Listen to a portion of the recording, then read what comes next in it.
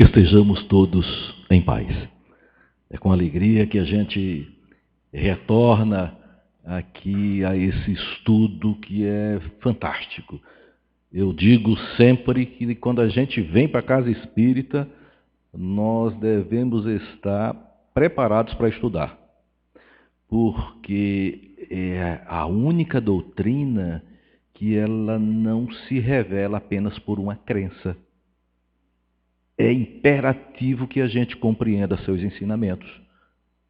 E os ensinamentos da doutrina espírita, eles devem ser estudados. O estudo é uma forma de comprovação interna daquilo que eu estou aprendendo e do que eu vou aplicar com o que eu aprendi. O nosso tema, não é? Os desafios, é algo que acontece a todo instante. A todo instante.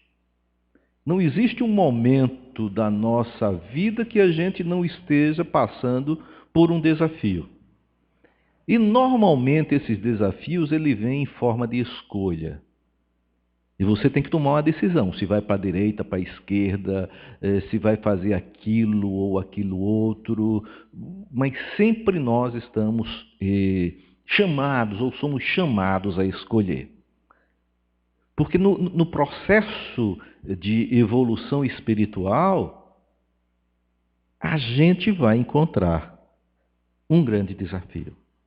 O processo de evolução ele requer um conhecimento íntimo, um conhecimento de mim mesmo, como ser espiritual, como ser social e como uma pessoa que está atravessando uma faixa da vida propensa ao aprendizado.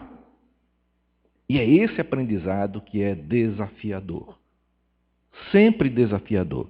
E quando a gente está na conquista de tomar uma decisão, o que é que acontece? Não vai aparecer somente uma opção. A gente não vai encontrar apenas duas opções. Nós encontramos várias.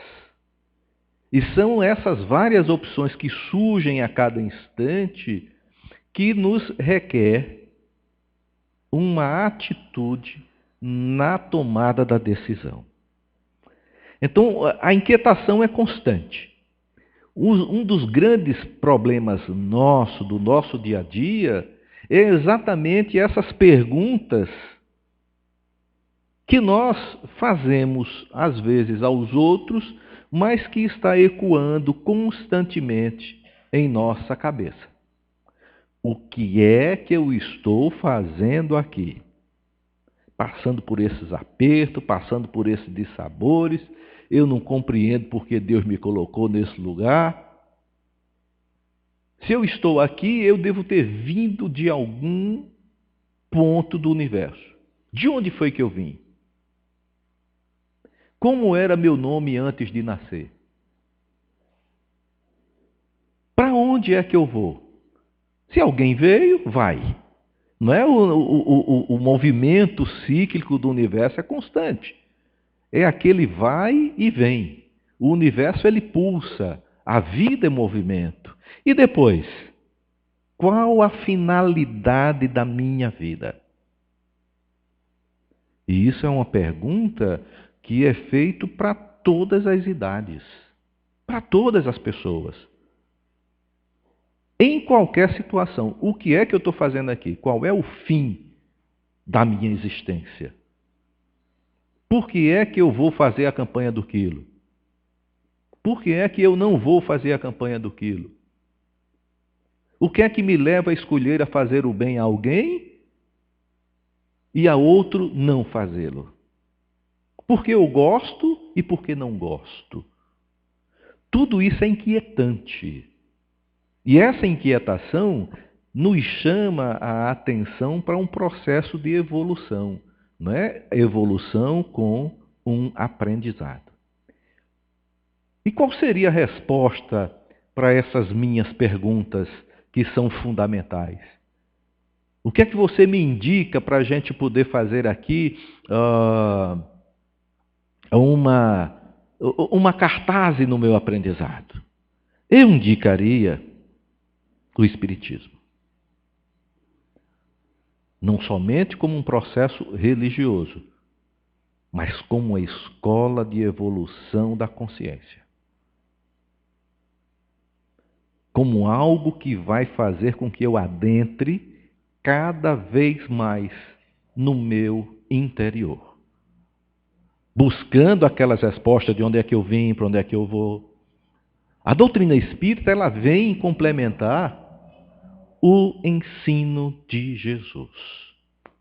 Se eu quiser aprender o que é que Jesus trouxe para a gente, o que é que Jesus nos envia com seus ensinamentos, eu tenho que estudar o Espiritismo.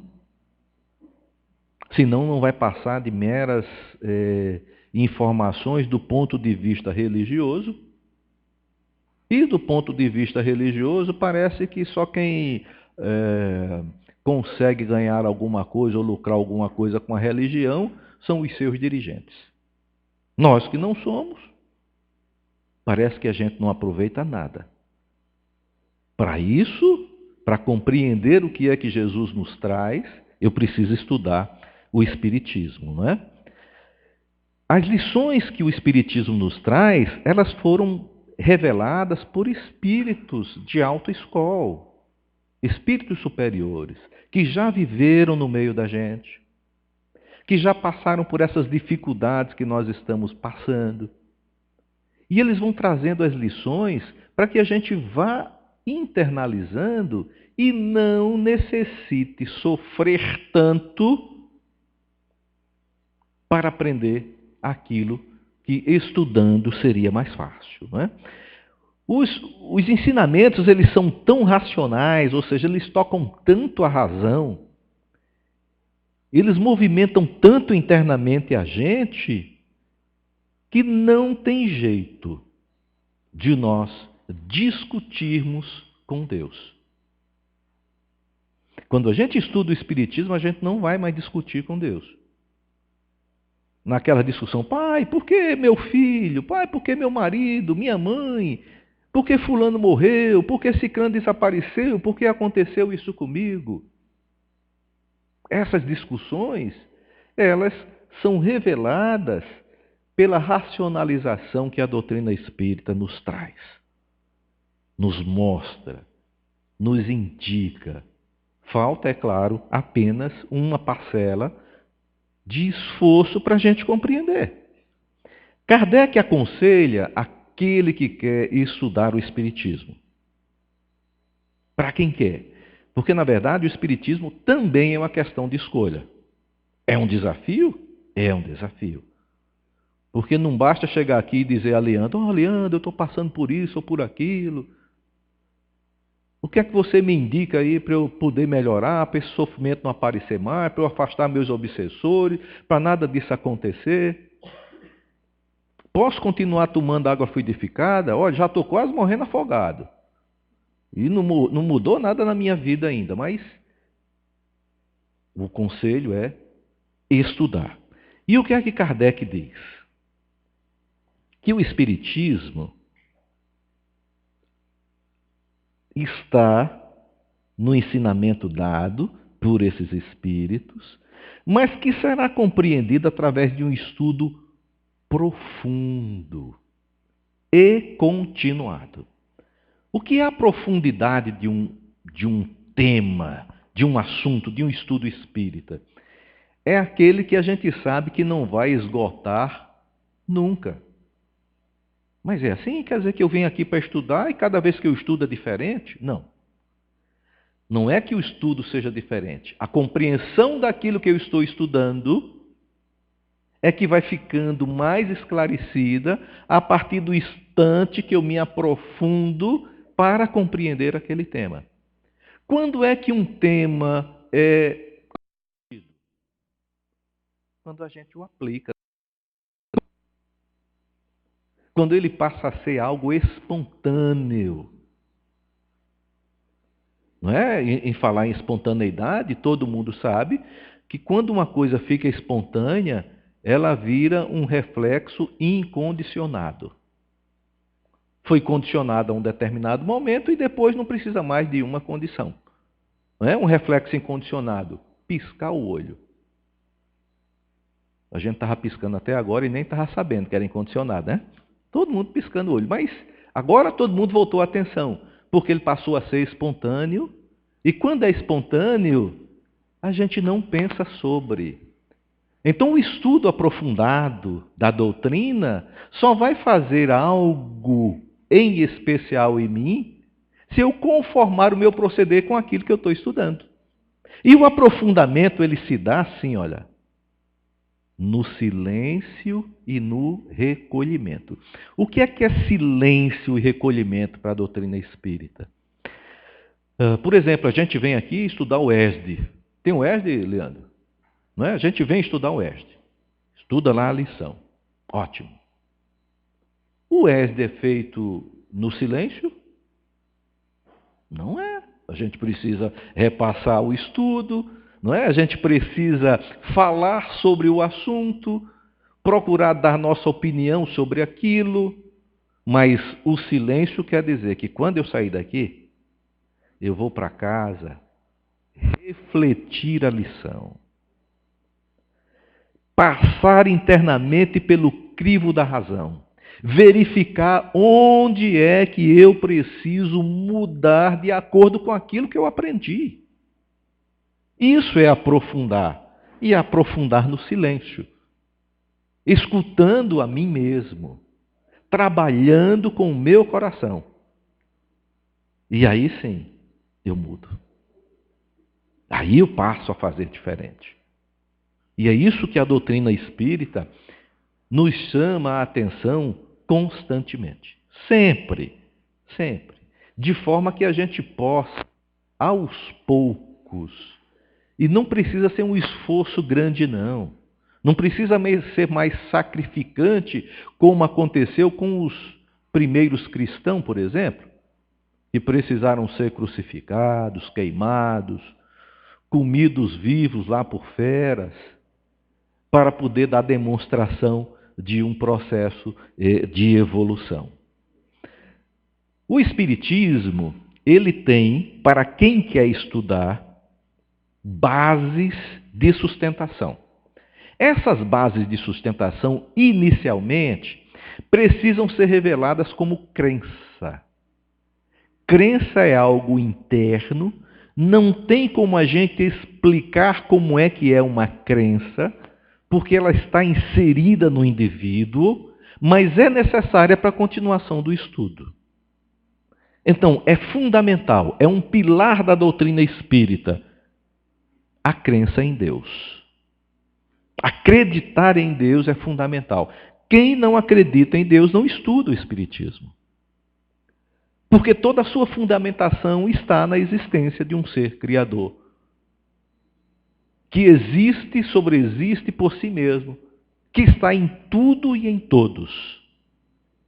Se eu não tiver essa crença, não tem como ir para o segundo item.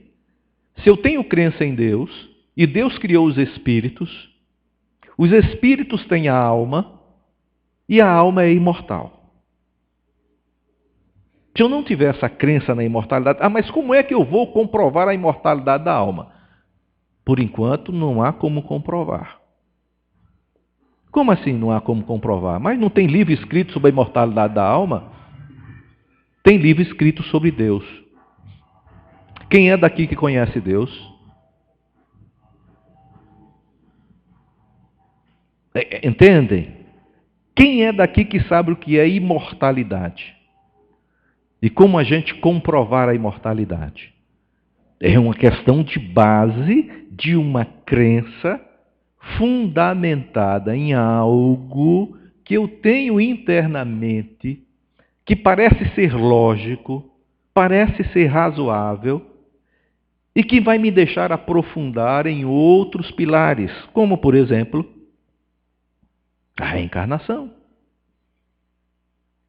A reencarnação é algo que eu posso estudar baseado nos dois pilares anteriores. A reencarnação é um fato que nós podemos provar através da metodologia científica. Nós temos, por exemplo, o Dr. Ian Stevenson, nós temos o professor Hernando Guimarães, nosso engenheiro Hernando Guimarães de Andrade, nós temos Ellen Durham Aldison, pessoas que estudaram, vivenciaram uma pesquisa científica em torno da reencarnação. E a reencarnação ela é comum em todas as culturas da Terra. Todas as culturas da Terra. Desde as mais remotas, né, nos estudos mais primordiais, até hoje. E é algo que pode ser estudado e compreendido desde que nós tenhamos como base as duas fundamentações anteriores. Se nós acreditamos no processo da reencarnação, estudamos a reencarnação, os espíritos se comunicam. A comunicabilidade dos espíritos é fato. E eles utilizam-se de uma linguagem universal. Qual é a linguagem universal da comunicabilidade dos espíritos? Como é que eles se comunicam? Eles se comunicam em português? Em alemão? Em latim? Em francês? Qual é a linguagem que os espíritos utilizam para a comunicação? O pensamento. E o pensamento não na sua construção fundamental, mas o pensamento na construção dos símbolos. E é a parte dos símbolos que faz com que todos nós, indistintamente da cultura linguística que utilizamos, nos comuniquemos. A gente faz pesquisas, por exemplo, no Instituto de Parapsicologia, onde dois paranormais se comunicam sem terem um conhecido a linguagem de nascimento do outro. Então, um alemão pode se comunicar com um brasileiro, sem o brasileiro saber alemão e sem o alemão saber português. Porque eles se comunicam numa linguagem de símbolos. Quando a gente pensa em casa, se eu escrever casa, eu estou falando em português. E o alemão lá escreve Haus, ele está falando em alemão. Se eu não souber o que é Haus, para mim não vai fazer nenhum símbolo na minha cabeça. Mas se eu desenhar uma casa, o alemão vai saber o que é uma casa, porque uma casa aqui é igual lá na Alemanha, na Índia, na China, é igual em todo canto. Então, a linguagem simbólica que é formada pelo pensamento no padrão mental é linguagem de comunicação para todo mundo. E é aí que os espíritos utilizam-se para essa comunicação. E nos fundamentos da doutrina, nós temos Jesus como modelo a ser seguido e modelo e guia para toda a humanidade. Para toda a humanidade, independente da crença religiosa. Porque no caso de Jesus, não há uma religião específica para Jesus, mas sim a prática constante do bem, inclusive para os inimigos. É isso que o mestre traz em sua base fundamental e que o Espiritismo nos chama a atenção constantemente quando diz que é para a gente praticar. Praticar. Praticar para que a gente possa, pouco a pouco, construir essa base espontânea da prática do bem. Faça o bem sem olhar quem. Continue fazendo o bem. Não é? Não goste somente das pessoas que gostam de você. Isso todo mundo faz. Mas amai os vossos inimigos. Porque ao acionar o amor, não vai existir mais inimizade. E isso nasce dentro de mim. Eu não posso esperar que o outro seja meu amigo. Mas sou eu que tenho que ser amigo dele.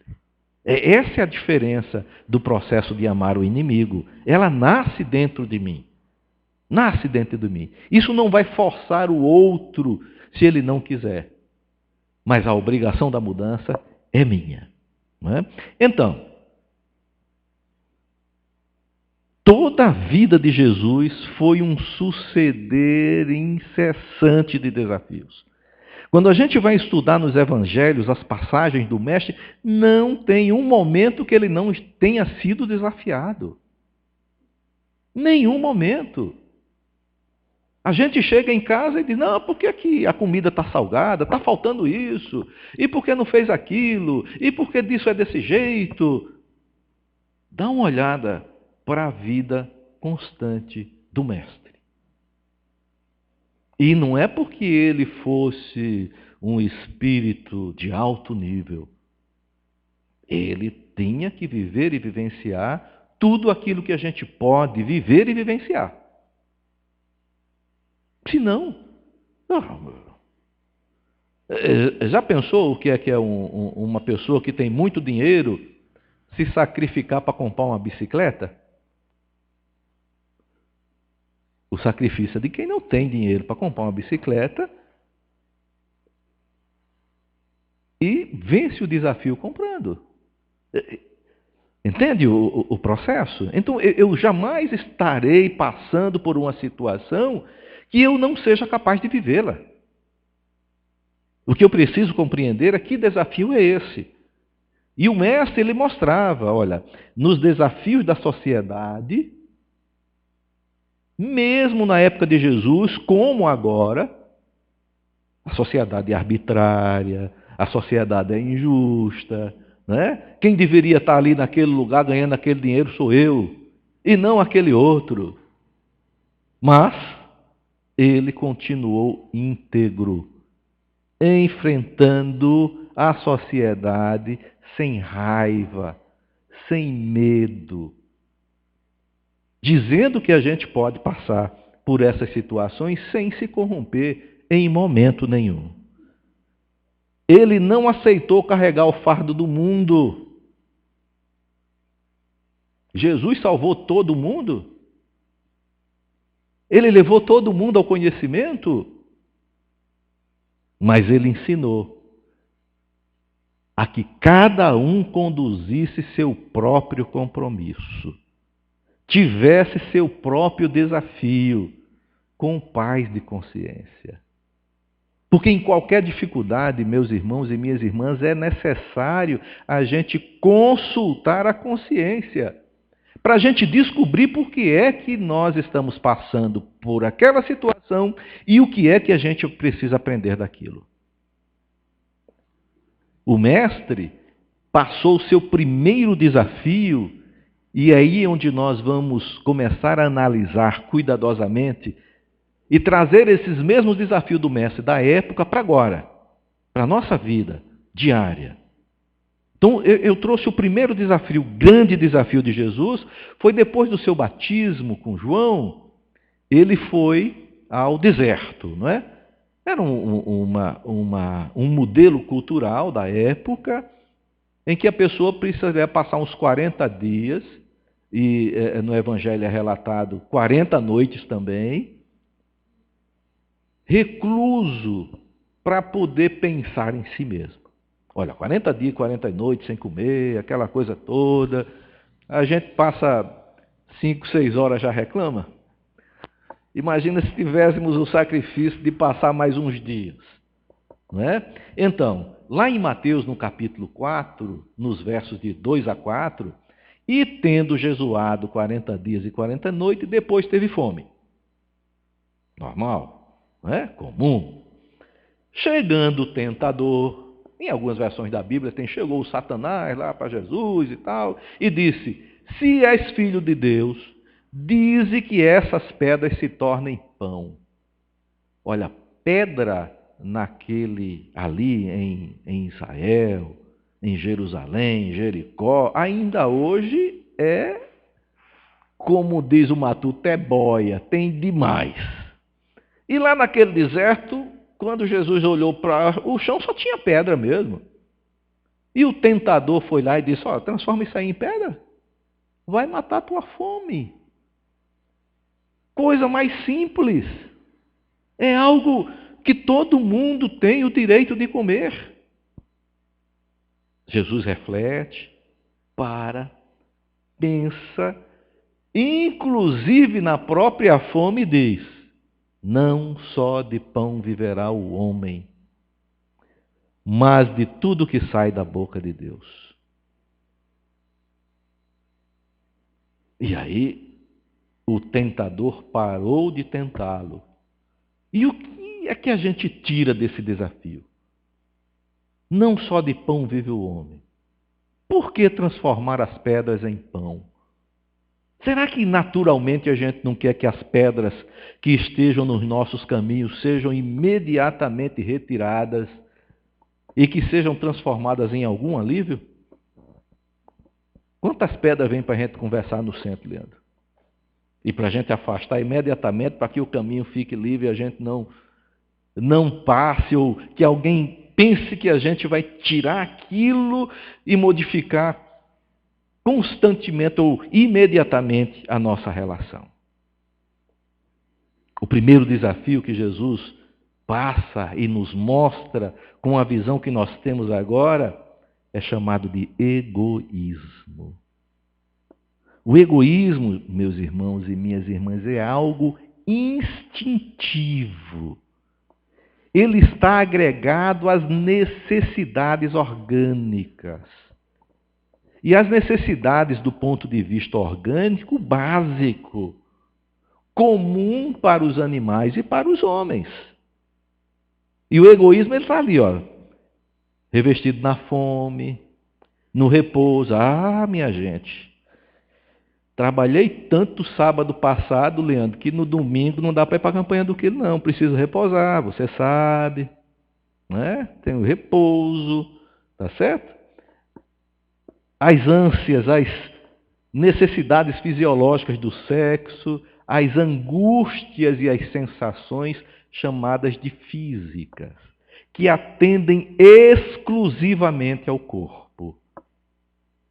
Por isso que o tentador foi lá e diz: transforma essa pedra em pão. Porque não é fácil, é melhor chutar pão ou pedra? É melhor tirar da frente da gente o pão ou a pedra?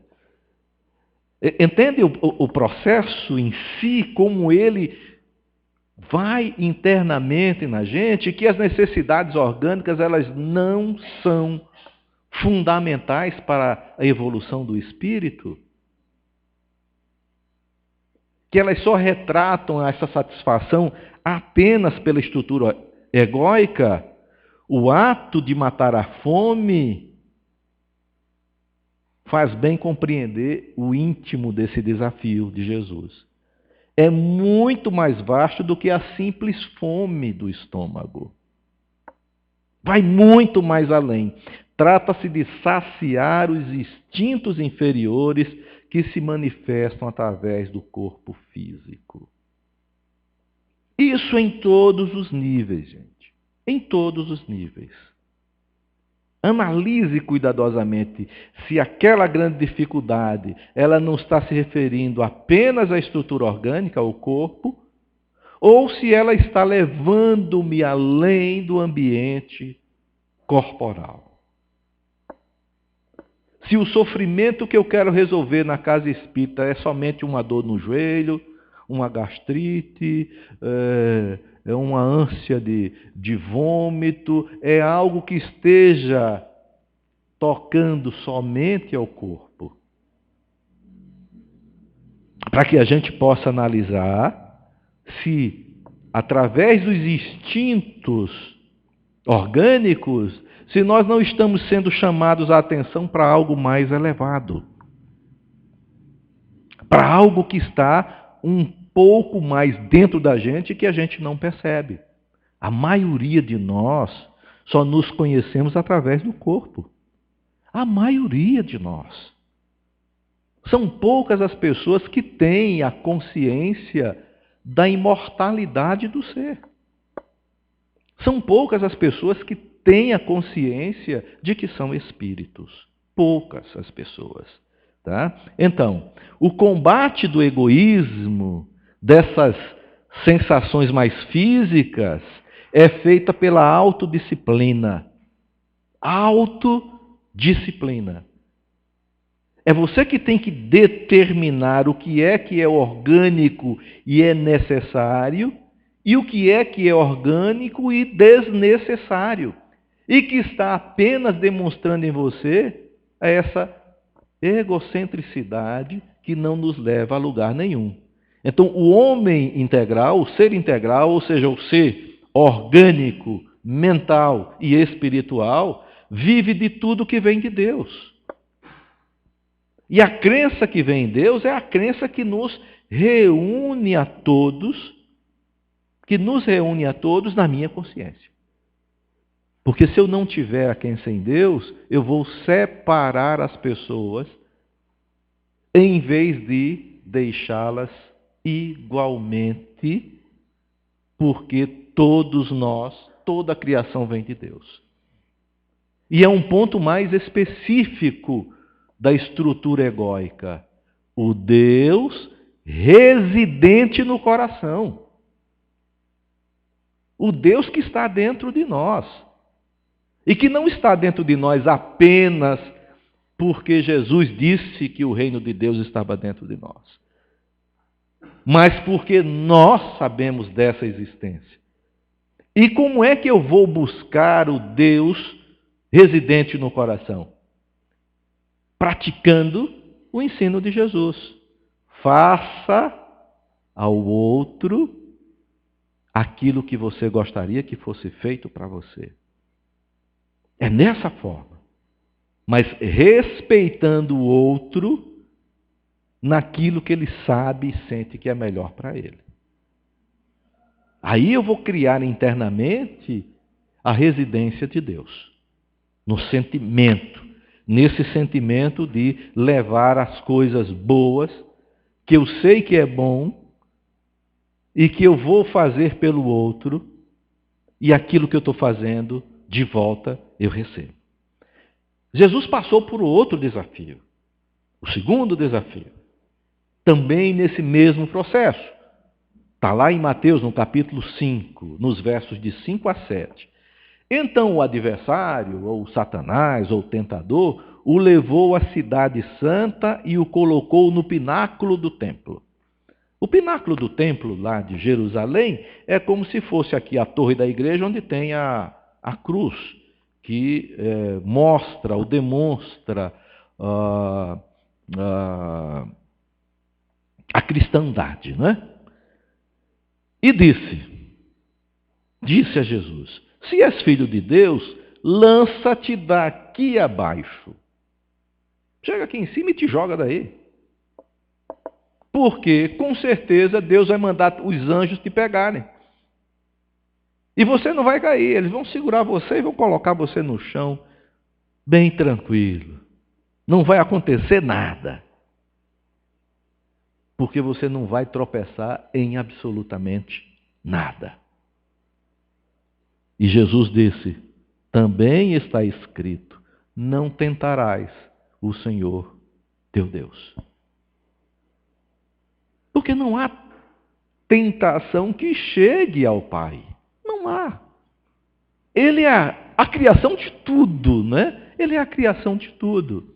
O processo da tentação, do desafio em si, ela corre intimamente quando a gente tem um modelo para escolher. Algo para escolher. O que é que a gente pode dizer desse desafio? Quando a gente vai trabalhar no nível do nosso entendimento agora, esse segundo desafio diz respeito à vaidade. Claro, não é olhando por aqui, Leandro, que de vez em quando alguém passa uma pessoa mais de 60 anos, aí o outro ali, ó, lá vai um idoso, vai idoso. Né? A vaidade aqui é algo mais interno, é algo que está ligado ao ser que se julga separado, diferente, superior a todos os demais. São raríssimas as exceções.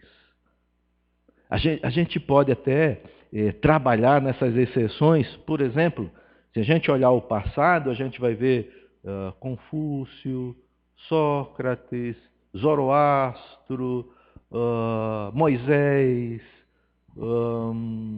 Jesus, Maomé, Madre Teresa de Calcutá, Chico Xavier. São pessoas que não se consideravam diferentes das outras.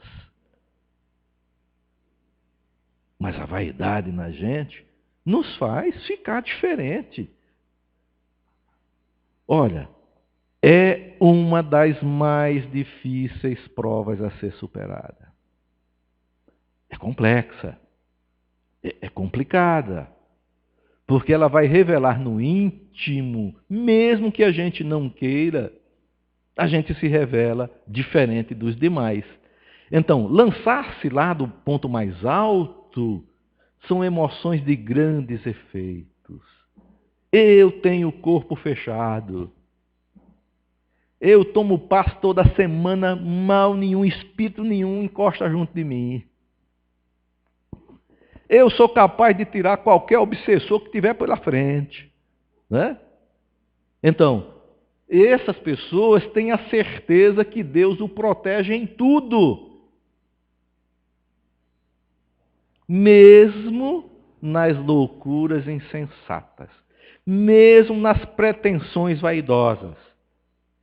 Porque o vaidoso se julga um ser escolhido por Deus. E um ser escolhido por Deus é diferente de todo mundo. É diferente de todo mundo. Vejam como é difícil a gente, por exemplo, compreender que todos nós somos filhos de Deus. O muçulmano é filho de Deus, o esquimó é filho de Deus, se tiver um marciano é filho de Deus. Vejam como é difícil. Às vezes a gente pensa que ser filho de Deus é todo aquele que é cristão. E os outros? Isso nos revela, na verdade, esse modelo separatista, um pouco de vaidade existente em cada um. Não é? Então, nas criaturas emocionalmente desequilibradas, a gente vê nelas ânsia de produzir milagres, de reverter situações, de curar todo mundo, de tomar conta de um espírito, de tomar conta de outra coisa qualquer. A pretensão é, como diz, é egóica, de que ele sabe e os outros são ignorantes. Esse é que é um dos grandes desafios da gente. A gente pensar que o que vai diferenciar um do outro é o conhecimento intelectual que cada um tem. Eu sei e você não sabe. E às vezes nessa ânsia a gente já olha assim para baixo e fica aí no seu lugarzinho, que disso aí você não entende nada. E vamos tratando as pessoas em níveis de diferenciação só porque não sabe aquilo que a gente pensa que sabe. Tá? Então, a pessoa quer ser um chefe espiritual, faz com que outros sigam cegamente aquele indivíduo. Não questione, você comigo está protegido. Nada vai acontecer com você. Esse é um dos grandes desafios. Olha, o outro ângulo que a gente pode ver dessa tentação é aquelas pessoas que querem, por exemplo, eu vou fazer aqui um sinal e vou livrar você de todo o mal que tem aí. Basta eu fazer aqui, mexer com a mão para cima e para baixo, você está livre da sua situação. Tem a pretensão de dominar espíritos, de dominar elementais, sem pensar em qualquer resultado, porque eu sou privilegiado por Deus. E você não é. E ainda usam aquela máxima que tem lá no Evangelho: muitos os chamados, poucos os escolhidos. Eu sou um dos escolhidos, por isso sou diferente. E não está entendendo que nessa diferença, que é minha, está ali inserido o grau de vaidade. Não é? O combate a essa tentação é realizado com uma autorrenúncia. Não queira ser superior a ninguém. Não exija de Deus benefícios especiais. Porque às vezes a gente bota nas orações, né? Tem pessoas que ficam orando, estou no centro espírita já faz uns 20 anos. Essas coisinhas não podem mais acontecer comigo não, meu pai. Tá vendo não, é? E os bônus hora aí? Vamos ajeitar esse negócio. Não é possível que quanto mais eu rezo, mais assombração aparece. Que história é essa, né? Renunciar à própria vaidade de querer ser chamado pai ou mestre. Ou qualquer nível de superioridade que faça com que você se sinta acima dos demais. Isso é fundamental. Tá bom? São ângulos de ver, porque Jesus deu-nos o exemplo típico dessa vitória. Jesus pegou um ideal, ele não foi chefe de movimento religioso nenhum. A boa nova, que a gente chama de evangelho, é uma ideia. É algo que, movimentando intimamente no ser, vai levar o bem a qualquer pessoa, em qualquer lugar que ela se encontre, porque essa pessoa é chamada de próximo. E o próximo, ela não tem uma relação matemática, não é por aproximação, mas é pela satisfação de produzir o bem sem olhar a quem. Depois tem o terceiro grande desafio. De novo, o adversário levou Jesus a um monte muito alto e mostrou-lhe todos os reinos do mundo. Tudo. Mostrou até que o pessoal gostava, todo mundo gostava dele. E disse: tudo isso te darei se prostrado me adorardes. Você vai ganhar, você vai ser o governador do mundo inteiro. Basta você ficar de joelho aqui e dizer que está comigo. Só isso. Jesus deve ter olhado, né, todo aquele mundão, tudo aquilo ali, e respondeu. Né? A tradução anterior em latim era: vá de retro, Satanás, né? Vai para trás, antagonista, porque está escrito: ao Senhor teu Deus adorarás e só a Ele darás culto. Somente a Deus nós devemos render as homenagens. As homenagens não só daquilo que eu sou, mas de tudo aquilo que eu recebo. Porque tudo acontece com as graças da divindade, não é? Com as graças, entendam, não entendam as graças como sendo algo que diferencia as pessoas. Mas com aquilo que me gratifica, porque é o que eu, naquele instante, mereço. Não é? É o merecimento que eu tenho para poder aprender no processo de evolução. Esse terceiro desafio ele está relacionado ao orgulho. Ao orgulho. Quem é que não quer ser chefe do outro?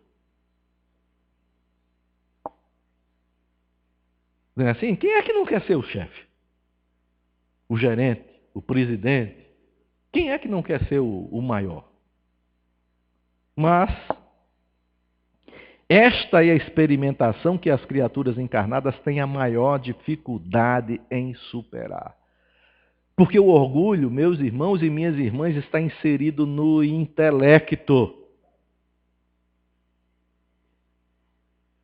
Todo mundo se julga melhor que os outros. Mas, olha, é assim. É muito raro, e aqui eu acho que num planeta de provas e expiações, com a exceção dos avatares, é comum para todos nós. É comum para todos nós. Todas as criaturas se julgam acima dos outros. Ih, rapaz, como assim? Eu não me julgo, não. Vamos lá, vamos aos exemplos. Todos querem ter mais e melhor do que o vizinho. A casa mais bonita é a casa do vizinho. O som melhor é o som que toca lá na casa do vizinho. Eu conheço uma pessoa que eu gostaria de ser igual a ela. Se não conseguirmos ser melhor do que o vizinho, não importa. Meus filhos são mais educados. Está vendo? Aquela casa bonita que tem ali, mas nenhum filho dele tem a educação que eu dou ao meu. Meu, nunca vai fazer isso que ele faz. Eu nunca vou fazer aquilo que ele fez. Isso está tocando diretamente no orgulho. E vem direto do intelecto, gente. Não é? Eu sou mais educado, mais generoso, mais inteligente, mais forte, mais saudável, tem tudo. Que o outro não tem. Só para que a gente se torne superior a ele. Essa é uma dificuldade grande. Não é? Comum, é comum. E a gente está vendo isso aí constantemente, né? Que o chefe religioso, de repente, se torna o quê? Um político. Tem isso no dia de hoje, Leandro? O chefe religioso lá tomando conta de uma bancada, não sei de onde, não sei das quantas, para ampliar sua ascendência sobre as massas e fazer crescer a sua autoridade carismática. Não é assim? Tem um carisma de movimentar as montanhas. Sou eu que movo essa massa. O que eu digo, eles acreditam e fazem. Esse é um lado complexo do orgulho. Mas tem como mudar? Tem como a gente combater isso internamente? Não vamos combater isso nos outros, tá bom? Porque a partir do instante que eu digo que vou combater o orgulho do outro, eu não estou sendo igual não, né? Eu estou sendo bem pior do que o outro, não é assim? Esses vícios, esses desafios, eles são inerentes ao ser e a gente tem que trabalhar isso dentro da gente mesmo. Os exemplos que a gente carrega, a gente só vai descobrir se é bom ou se é ruim. Lembram-se do conselho de Kardec? Quando a gente fizer um silêncio e começar a refletir sobre ele. Como disse Agostinho no Livro dos Espíritos, né?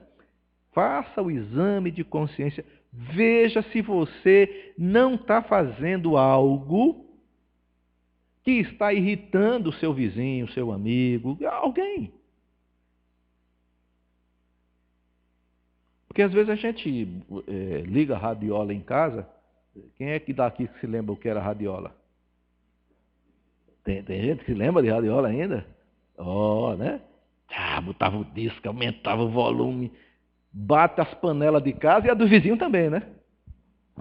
A gente quer que ele escute a música da gente, que eu gosto, que eu adoro. Ele tem que ouvir. Só que o vizinho detesta aquele tipo de música. E eu tenho nada a ver que ele não gosta dessa música. Quem gosta sou eu, quem está ouvindo sou eu.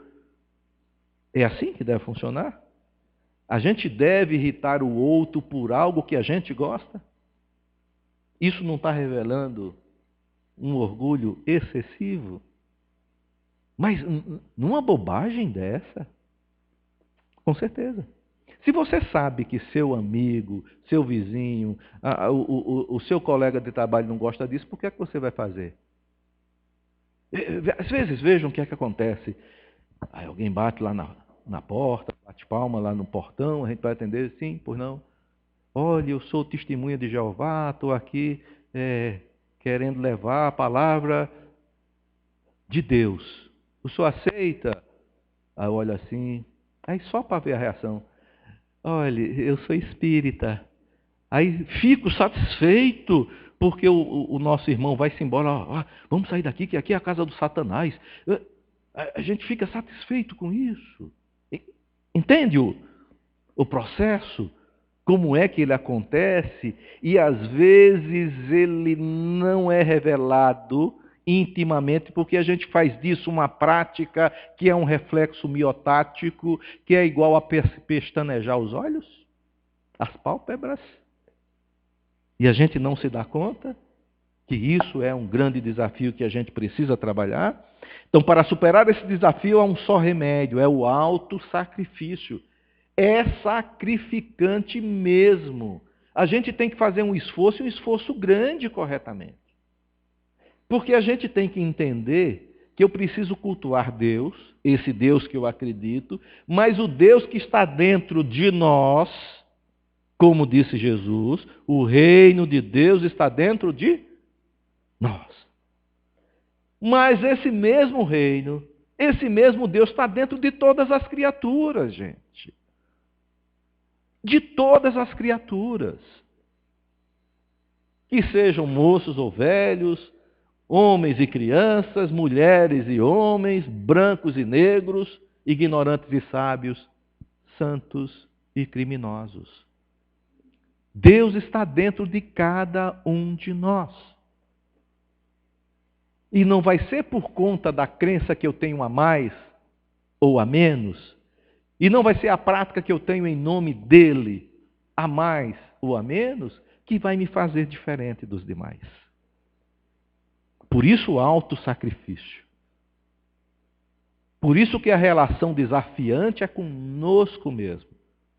Mas essa mesma relação de desafio, ela será aos poucos conquistada quando eu me relaciono com meus irmãos, com minhas irmãs, com aqueles que eu gosto e aqueles que eu não gosto. Que na verdade é um grande desafio, né? Eu me misturar com fulano, nem morto, né?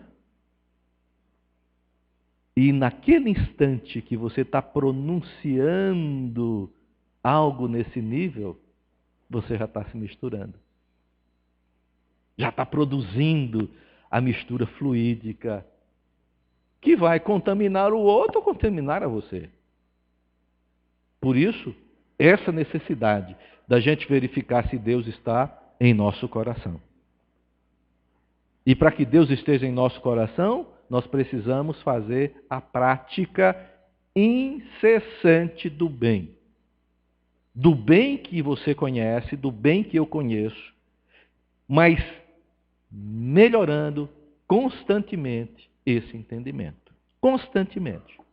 Tá? Então, entre os desafios, é preciso enfrentá-los, não é?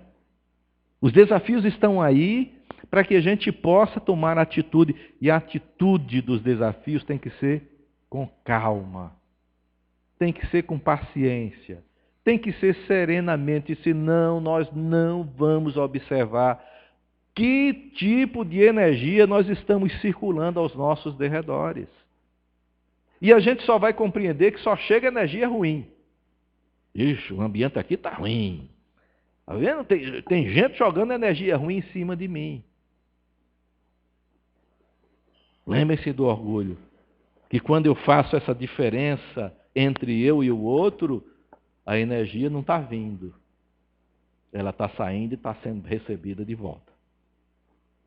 Porque não há ninguém no mundo que seja tão rápido de fazer brilhar a luz, de fazer o bem e receber o mal de volta. Quem faz o bem, recebe o bem. Quem faz o mal, recebe o mal. Isso é uma ordem que está permeada no universo. Basta só a gente tomar o entendimento dela, não é? Quem tem medo da escuridão vai se perder na noite. Quem teme a escuridão? O que é a escuridão? É o desafio, é o medo daquilo que eu não sei. Por isso que o nosso dia a dia é uma eterna rotina. É preciso, às vezes, que algo aconteça para modificar a rotina da gente, porque nós só somos acostumados com o ontem. É muito difícil a gente trabalhar no dia de hoje. E cada vez que a gente pensa que o dia de hoje vai se repetir, a gente quer que seja igual a ontem. E aí a gente permanece ontem. A gente não vive o presente, a gente vive o dia de ontem. Não é? E aí tem alguns até que tomam alguns medicamentos para controlar o dia de amanhã. São os chamados ansiolíticos. Né? Vou tomar, porque eu estou com uma crise de ansiedade. Sim, mas a crise de ansiedade só se resolve se você viver agora. Não é? Não precisa viver amanhã. Precisa viver agora, nesse instante, nesse momento. É isso que funciona. Então, se a gente não tiver como ir mais para frente, a gente vai se perder nessa noite que acontece, né? Sê tu aquele que acende a lâmpada e clareia as sombras. Diz o mestre que brilhe a vossa luz. Meus irmãos e minhas irmãs, a luz só brilha se Deus estiver no nosso coração. É necessário que haja em mim uma modificação. É necessário que haja uma mudança. Essa crença de um ser que eu não conheço precisa estar presente dentro de mim, para que essa luz brilhe. E não adianta eu chegar e dizer novamente: olha, eu fui escolhido, você não foi. Então sua vida é trevosa. Como é que eu sei que a vida do outro é trevosa? Por que é que a vida do outro é trevosa e a minha não é? Não porque eu já brilhei a luz. Não brilhou. Porque quem faz a luz brilhar não vê trevas, vê luz. Porque não há sombra na luz. Não há sombra na luz. Treva é sombra. Treva é o impedimento da passagem da luz. Desafiado, Jesus venceu. Segue Jesus e nunca te detenha ante os desafios. E principalmente, os desafios para o nosso crescimento espiritual. Porque esse é, na verdade, o que vale. Como uma das bases da doutrina espírita é a imortalidade da alma, ela só vai se transformar em algo palpável com o nosso crescimento espiritual. E aí essa vivência das lições do Mestre é que são fundamentais para a gente atingir esse objetivo. E não nos esqueçamos que em momento nenhum da nossa existência nós estaremos sozinhos. Não estou só, porque o Pai está comigo. Escreve João no capítulo 16 e no versículo 32. Não estou só, porque o Pai está comigo. E a partir dessa reflexão de João, Emmanuel escreve através de Chico Xavier: nos transes aflitivos, a criatura demonstra sempre onde se localizam as forças exteriores que lhe subjugam a alma. Então, quando parece que está tudo errado, a gente só vê do lado de fora aquilo que está atingindo a gente. A gente não percebe que não vem de fora. É que sai de dentro. É bem distinto. Então, nos transes aflitivos, naquilo que dói na gente, que bate em nossas necessidades, é que a gente percebe que as forças que nos dominam parece que estão do lado de fora, quando deveriam estar do lado de dentro. Não é? Nas grandes horas de testemunho, no sofrimento ou na morte, os avarentos chamam pelo dinheiro. Quem guardou muito dinheiro não quer morrer desprevenido, não. Porque ele quer comprar um lugar no céu. E eu não sei se já tem lei municipal por aqui, dizendo que quando a gente morre tem que levar os bens também. Eu acho que não tem ainda não, né? Aí vai ter que deixar tudo. Tem que deixar tudo. E eu tenho que compreender. E isso é uma compreensão íntima. Como foi que eu nasci? Olha que isso é algo que é igualzinho para todo mundo. Quando você nasceu, o que foi que você trouxe? Quando desencarnar, vai levar o quê? Vai ser do mesmo jeito. Tá? Quando eu nasci, até o corpo que me deram foi emprestado. E não foi por um, foi por dois, né? Para demonstrar que não é somente a um que a gente tem que fazer o bem, tem que fazer a mais. Tá bom? Então, Jesus, todavia, no campo supremo das últimas horas terrestres, mostra-se absoluto Senhor de si mesmo.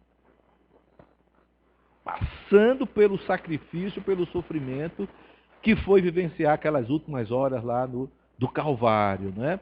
Ligado naturalmente às mais diversas forças no dia do Calvário, não se prendeu a nenhuma delas. Pai, seja feita a vossa vontade. A vontade divina tem que se fazer em mim. Primeiro porque eu nem sei o que é que está acontecendo e na maioria das vezes a gente nem sabe. Na maioria das vezes a gente nem sabe e nem se preocupa em saber, porque o momento da reflexão parece não existir para a gente. Parece que está do lado de fora e é bem mais distante. Não é? Jesus respeitava as leis de Moisés, mas Caifás não o impressionou em momento nenhum. Porque aquilo era dele e não meu. Do mesmo jeito, não deixe ser atingido por algo que é do outro. Porque o que mais nos atinge somos nós mesmos. Na falta dessa reflexão desses 3 grandes desafios que a gente chamou de egoísmo, de vaidade e de orgulho. Jesus amava enternecidamente os discípulos, contudo, as razões afetivas não lhe dominam o coração. A afetividade não deixava o mestre à mercê de nenhum dos atributos viciosos. Já pensou? Apenas com 3 anos e pouco de boa nova, Jesus podia orar. O pai dizia, vai, 3 anos só. Deixa eu passar mais uns dias. Ah, Senhor, não me leva agora não, porque eu tenho um filho novinho para criar.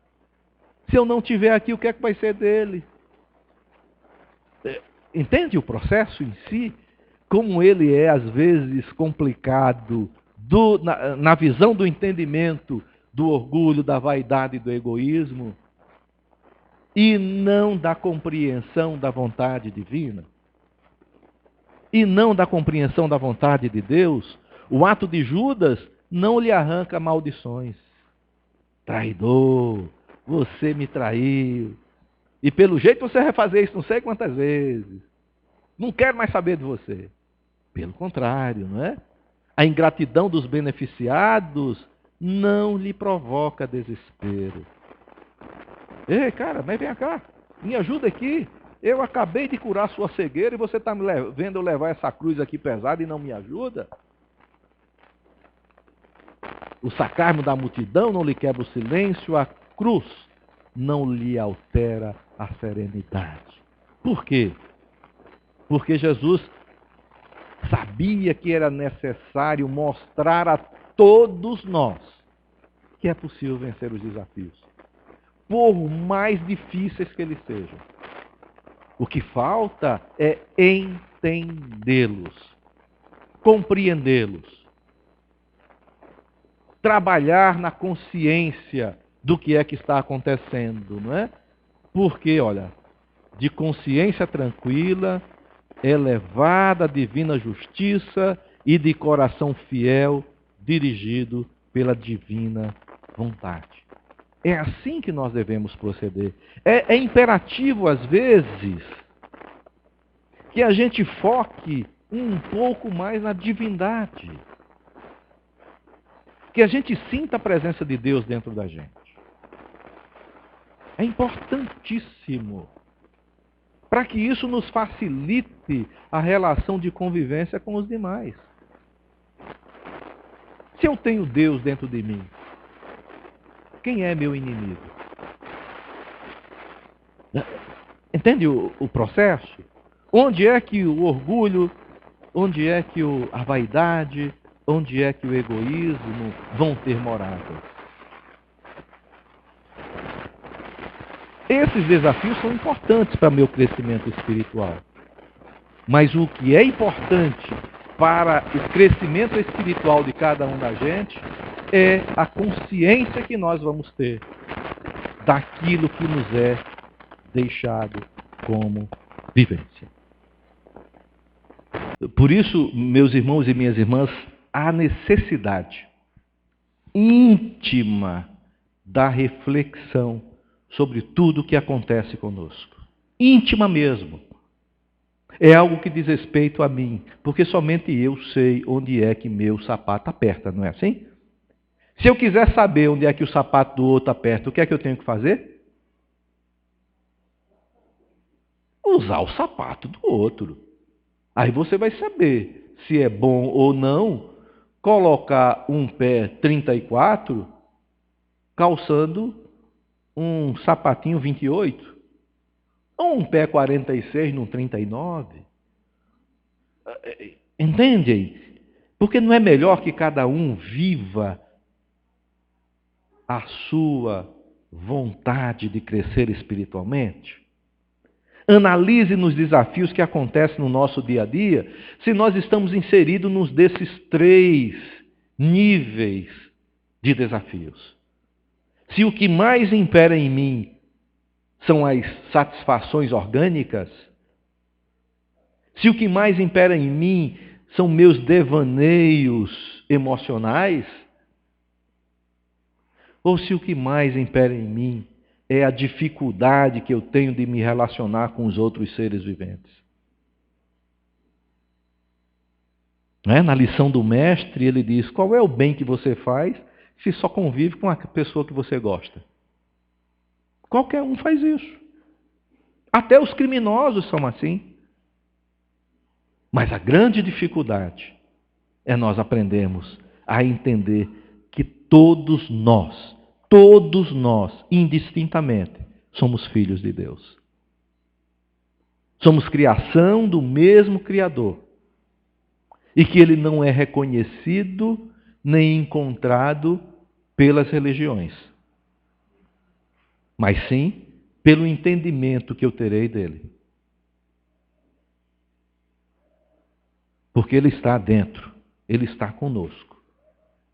Se revela através da divina vontade.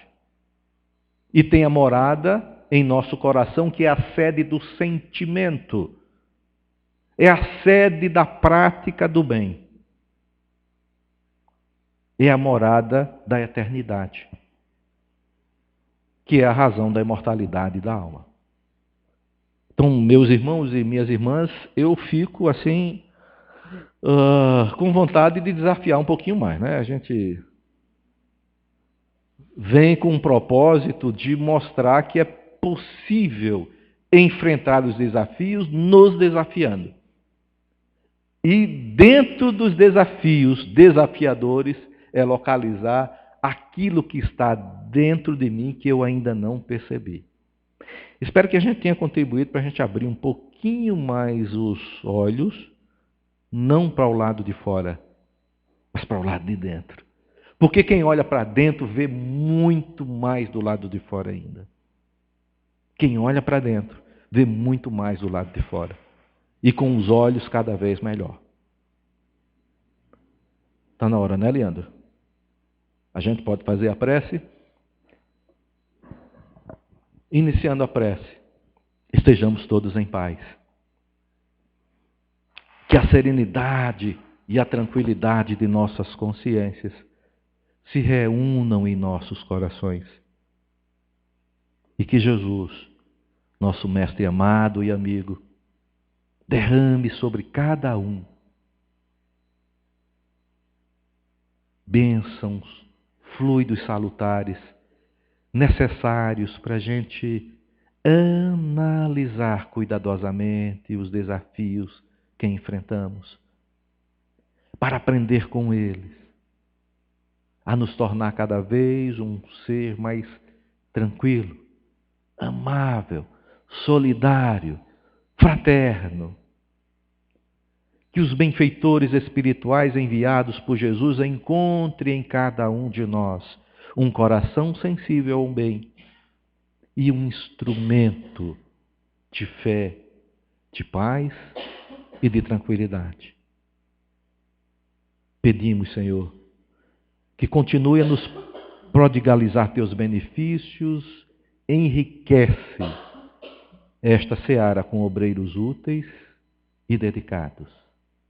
E que a paz, a harmonia e a concórdia estejam sempre em nossos corações. Que assim seja.